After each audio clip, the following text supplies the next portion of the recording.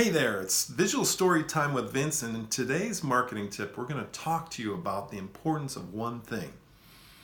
You want to create intrigue, you want to create interest, you want to create tension. What do we do? In any great story, in any great marketing piece, you have to create an antagonist.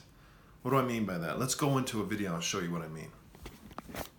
So basically here it is. Here's a video we did for an awning company up in Michigan. You're tired of baking out in the hot sun, and an umbrella is just a tease that doesn't provide enough coverage. So you miss out on that great weather. Now watch how we take that Make sun the most of it character with a retractable and awning from Marygrove. amplify and build its character, especially when it comes to promoting the guarantee.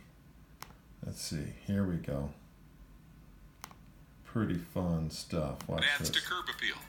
And the fabric can take a beating. It's built to last.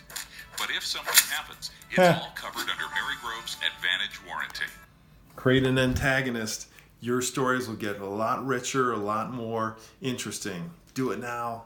If you need any feedback, you need any tips, give us a shout.